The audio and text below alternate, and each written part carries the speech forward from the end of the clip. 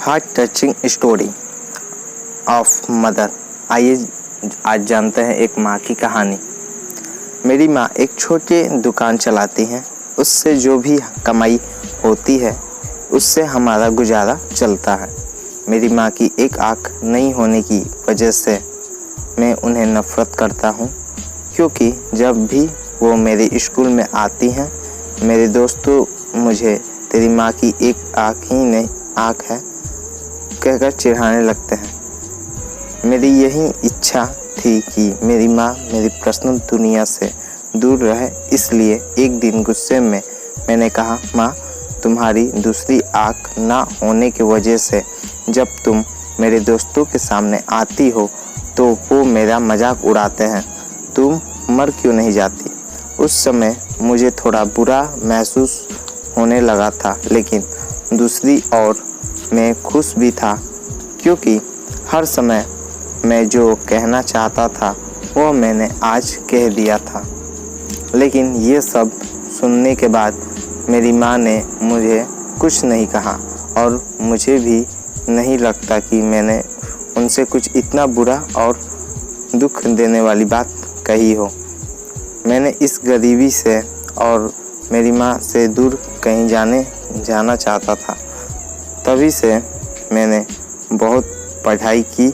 मैंने अपनी माँ को भी छोड़ दिया और पढ़ने के लिए दूसरे शहर आ गया और वहाँ के यूनिवर्सिटी में मुझे एक एडमिशन भी मिल गया। इसके कुछ सालों बाद वहीं मैंने शादी कर ली। मैंने खुद का घर भी खरीद लिया था, फिर मेरे बच्चे भी हो गए थे। अब मैं खुशी से एक सफल इंसान की तरह जी रहा था।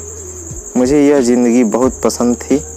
दिन पर दिन यह खुशी बढ़ती जा रही थी, लेकिन एक दिन अचानक मेरी माँ को मैंने अपने दरवाजे पर देखा। तब सभी मुझसे पूछने लगे कि यह कौन है, तो मुझे कहना पड़ा कि यह मेरी माँ है। तब मुझे ऐसा लगा जैसे मेरी सारी खुशियाँ आकाश से नीचे गिर गई हो। मेरी माँ की एक आँख की डर से मेरी छोटी बेटी भी भाग गई थी। तभी मैंने भी मेरी माँ से पूछा, तुम कौन हो, मैं तुम्हें नहीं जानता। मैंने इन्हें डांटते हुए कहा, तुम्हारी हिम्मत कैसे हुई मेरे घर आने की और मेरी बेटी को डराने की, चली जाओ यहाँ से।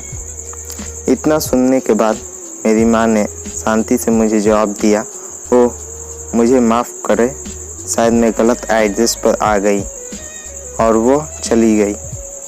मैंने भगवान का शुक्रिया अदा किया कि उन्होंने मुझे नहीं पहचाना।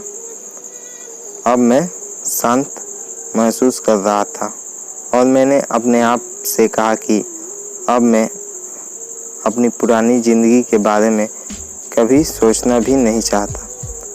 कई दिन खुशी से बीतने के बाद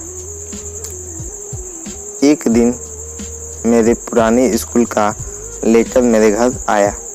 मैंने अपनी पत्नी से झूठ कहा कि मैं बिजनेस ट्रिप पे जा रहा हूँ। मेरे पुराने स्कूल को चला गया। उसके बाद मैं अपने पुराने घर झोपड़ी में गया। मैंने वहाँ पाया कि मेरी माँ ठंडे फर्श पर गिरी हुई थी। ये सब देखने के बाद भी मेरी आंखों से एक आंसू तक नहीं निकला। उनके हाथ में कागज़ का एक टुकड़ा था, शायद वो मेरे लिए कोई पत्र ही था। तो गाइस, इसके आगे की कहानी आपको सेकेंड वीडियो में मिलेगी। आपको ये वीडियो थोड़ा भी अच्छा लगा हो तो चैनल को सब्सक्राइब, लाइक एंड शेयर करना ना भूलें। मिलते हैं अगली वीडियो।